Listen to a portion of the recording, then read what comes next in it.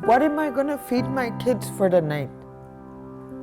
If I put everything together, I'll be lucky if I get to make 2 pots of soup for the night. They won't go to bed hungry. But what about morning?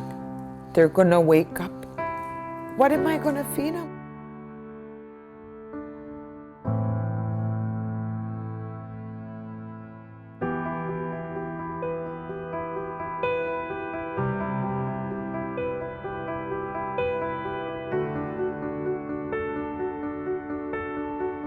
It showed the amount of oil that was being produced in how many wells in Onion Lake.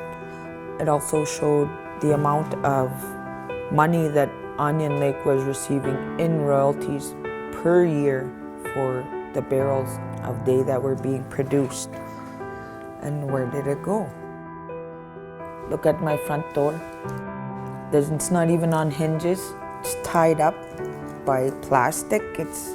I keep my door on because I put a shower curtain rod between the door and the wall to keep it there. I was angry at my community because they know what's going on and nobody is doing anything. Because every election year, people are promised something, they're given money, and they're okay for the rest of the year.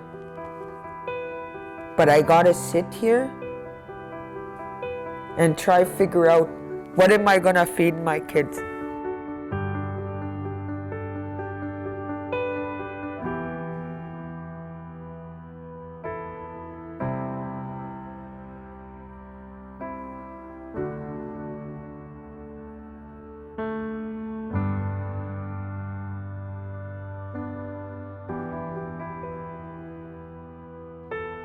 You and other council members and other people have been stealing our money. You guys were using it for your own good.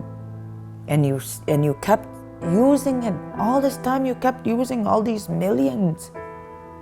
And you're telling your people there's no money here for you. And he said in Cree, go ahead and sit there and starve to death.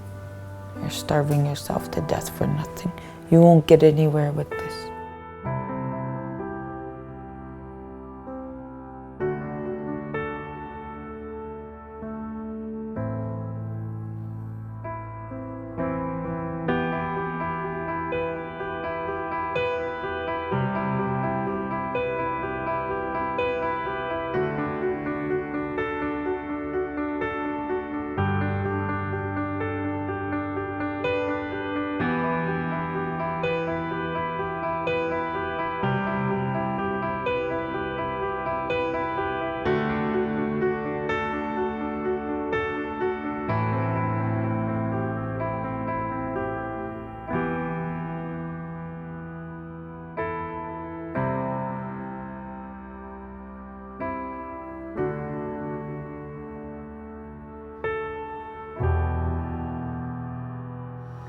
An Indigenous woman seeking answers about financial woes at her First Nation is now turning to the courts for help. Charmaine Stick is from the Onion Lake Cree Nation, about 300 kilometers northeast of Saskatoon.